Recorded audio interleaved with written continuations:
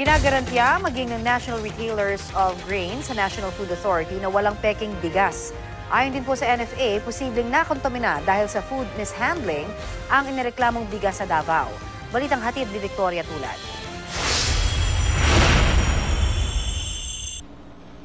Isang pamilya sa Cebu ang nagreklamo sa National Bureau of Investigation nitong nakaraang Biyernes. Sumakit daw kasi ang tiyan ng ilan sa kanila matapos kainin ang hinihinala nilang fake rice. Sa kanilang obserbasyon, nagmukha raw itong fake rice ng maluto.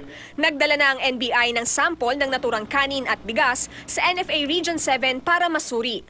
Pero kung ang National Food Authority ang tatanungin, walang fake rice. Ang nakita raw sa investigasyon ng Interagency Task Force, kontaminasyon sa inireklamong kanin mula sa Davao.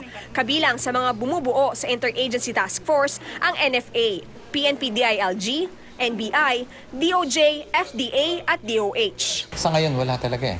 Base sa report ng aming mga field offices, no report whatsoever has been found out and discovered in the different market inspection that we conducted. Ayon sa NFA, nasuri na rin ang iba pang kaso ng di umano'y fake rice pero nagnegatibo ang mga ito.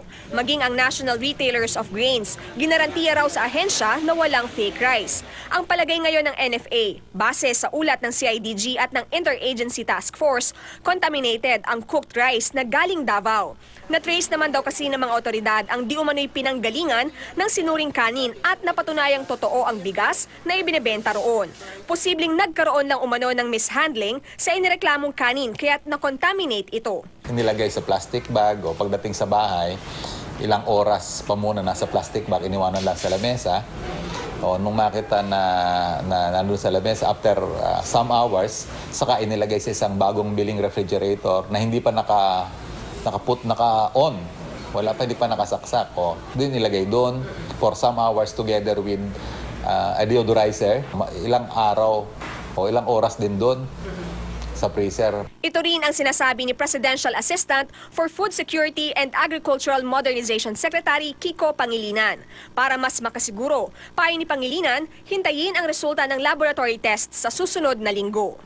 Bagaman sinasabi ng NFA na walang fake rice, patuloy pa rin daw ang kanilang market monitoring sa buong bansa para matiyak na wala ngang ganito. Sa mga nais mag-report ng mga kahina-hinalang bentahan, maaaring dumulog sa NFA sa numerong 0906-436-3133.